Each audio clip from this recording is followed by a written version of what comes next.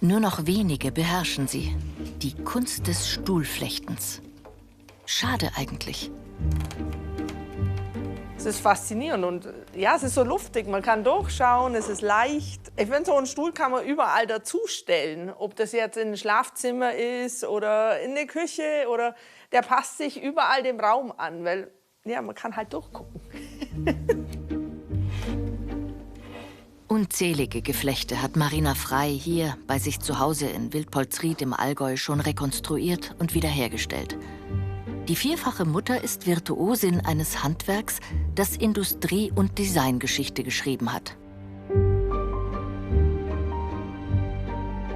Um 1900 werden Möbel mit Geflecht zum Inbegriff einer neuen Zeit.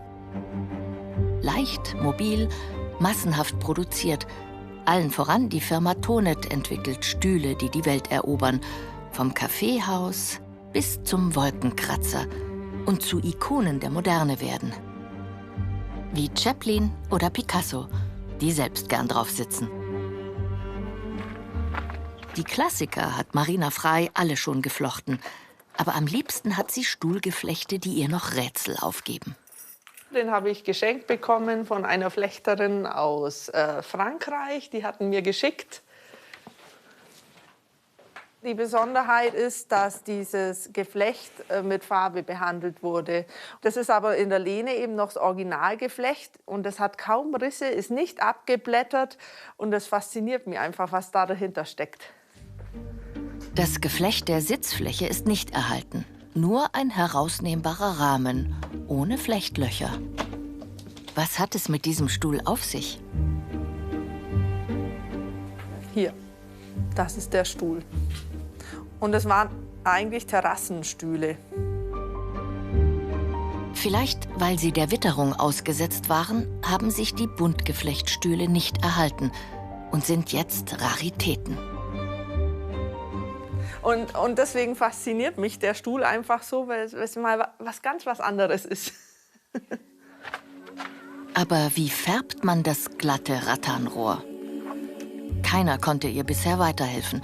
Ihre letzte Hoffnung: Christoph Weibel, Restaurator in Bad Hindelang. Der hat schon so viel mit irgendwelchen Farben zu tun gehabt, alte Bilderrahmen und weiß Gott was nicht alles. Immer wenn ich nicht weiterkomme, weiß er weiter. So, da vorne ist es mit diesem Grau und den Säulen. Grüß dich. Servus. So. Was bringst du mir, Schieß? Ja, wieder was Extras. Ha? Gehen wir in die Werkstatt, oder? Dann schauen wir uns einmal an. Wo hast du denn den schon wieder her? Von einer Flechterin aus Frankreich. Aber Französisch ist ja nicht. Es ist ein Kohn. Krakau, Polen, die Gegend wurden die produziert. Ich habe mal hier wirklich sämtliche Geflechte schon gesehen und da gehabt, aber ein Buntgeflecht habe ich noch nicht gesehen.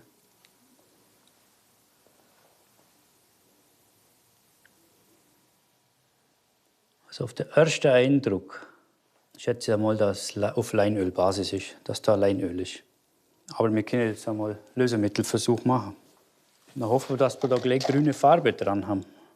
Was ist das für ein Lösemittel, würde hier gleich angetzt? Nein, das ist ganz harmlos, das ist Alkohol.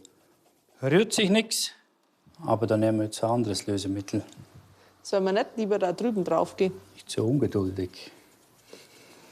Beim Restaurieren brauchst du Geduld. Da kommt jetzt grün. Fazit: Farbe auf Leinölbasis. Die Zutaten hat Christoph Weibel sogar da. Der Hauptbestandteil ist grün. Und dann, vom Optischen her, ist ein bisschen Gelb mit dabei. Und da müssen wir probieren, ob wir es hinbringen. Das ist jetzt grüne Erde, Veroneser Erde. Und Leinöl. Und da sehen wir schon, das ist schon ziemlich grün, gell? Und da müssen wir uns jetzt rantasten. Aber ich würde mehr Gelb. Jetzt probieren wir es ja schon mal. Da muss mehr Gelb rein. Also es ist einfach nur zu dunkel. Passt einfach jetzt. No, Wenn das ich die geht Sitzfläche so mache, das geht nicht. Nein. Gelb. Noch mehr Gelb? Ja, Genau. Ja, da tun wir noch ein bisschen. gelb. Aber nicht weiß. Ein bisschen mehr Gelb, ha? Nein, ich finde, jetzt haben wir es. Das trifft schon relativ gut. Christoph Weibel mischt ihr gleich die richtige Menge. Zurück in Wilpolsried kann sie aber noch nicht gleich mit dem Färben beginnen. Genau. Nur nach den Stärken schauen. Braucht das breite Rohr.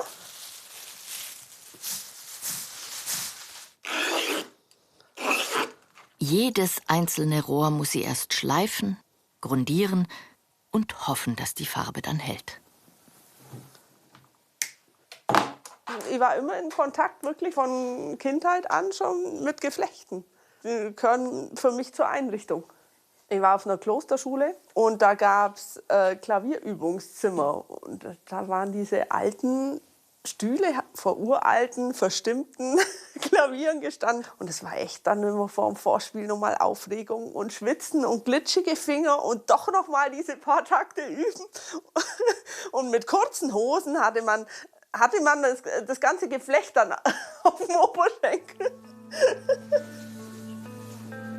Jedes neue Flechtmuster ist eine Herausforderung. Um es zu entschlüsseln, zeichnet sie es akribisch nach. Mir macht es einfach Spaß, dieses System zu durchschauen. So, wie fange ich an, wie macht es Sinn anzufangen oder liege ich total falsch? Jedes Muster hat seine eigene Logik. Das Sternengeflecht eine ganz andere als das Rechteckgeflecht, wo sie lange knobeln musste. Damit dieses Wissen erhalten bleibt, bringt Marina Frey gerade ein Skript heraus mit genauer Anleitung und Aufschlüsselung der Arbeitsschritte zu den verschiedenen Geflechten. Jede Zeichnung handgemalt. Und das kannst du trotz Familie, 4 Kindern? Ja, ich flechte nicht hier in der Werkstatt. Normal. Also das ist jetzt heute die große Ausnahme. Ich bin drüben im Haus, nehme mir immer den Stuhl mit, den ich gerade bearbeite, mache das auf dem Sofa im Wohnzimmer. Ja, so bin ich halt anwesend, kann mal nebenher Vokabeln abfragen. Ein ganz normaler Familienalltag. Und eigentlich ist sie heute auch nur Meisterin im Flechten, weil sie für die Kinder zu Hause geblieben ist und nicht als Pädagogin arbeitet, so wie sie es eigentlich studiert hat. Viel Käse, ich mag viel Käse. Allgäuer Kässpätzle, die Spezialität ihres Mannes Markus, Ingenieur für Luft- und Raumfahrttechnik. Allein vom Flechten zu leben, das würde sicher nicht reichen. 2 Wochen später. Fast 200 Rohre hat sie geschliffen, grundiert und gefärbt. Jetzt wird's knifflig. Normalerweise würde sie die Rohre direkt in den Sitzrahmen flechten. Aber bei diesem Stuhl muss Marina das Rohr nageln. Das ist jetzt für mich ganz neu und ich finde es total spannend, weil ich auch nicht weiß, was passiert mit dem Geflecht. Bricht die Farbe auf an der Kante, wenn ich es hier drüber lege, oder springt das Rohr auf, wenn ich durchnagel? Ich weiß es nicht.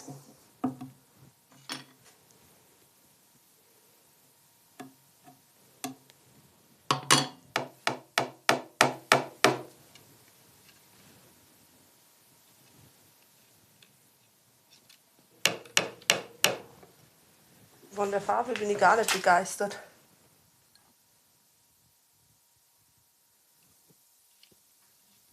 Wenn es gar nichts ist, muss ich es halt büßen und fange nochmal von vorne an irgendwann. Wirklich? Ja, klar. Aber da bin ich jetzt viel zu gespannt, als dass ich da jetzt warten könnte.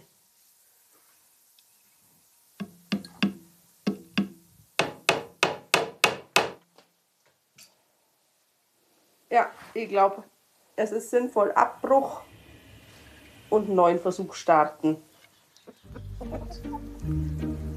2 Wochen später. Was hat sie sich einfallen lassen, um das Problem mit der Farbe zu lösen?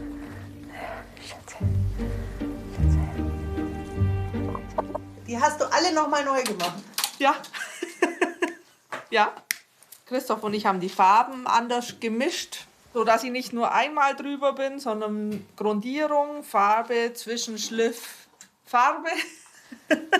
Und das hat jetzt funktioniert. Also selbst wenn ich mit dem Hammer da drauf hau, dann geht die Farbe nicht ab. Aber es bleibt spannend. Hält die Farbe auch die Reibung der Flechtschläge aus? Ich will jetzt nur testen, ob es sich komplett durchziehen lässt, ohne dass es der Farbe was tut.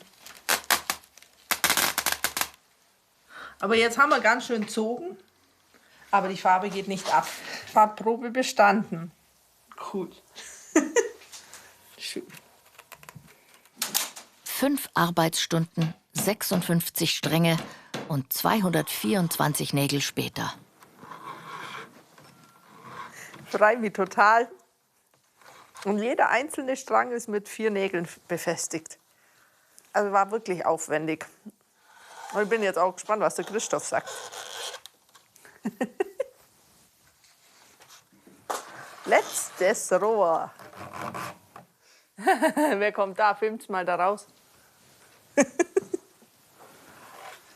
Und was Schön. sagst du? Super, hä? Ja? Letzte Bahn.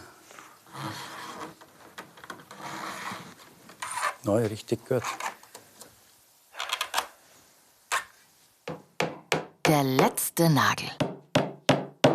So, du musst es rein tun. Ich muss nicht tun. Ja. Schauen wir mal, ob es reinpasst oder ob der Rahmen total verzogen ist. Oh, ich bin so stolz.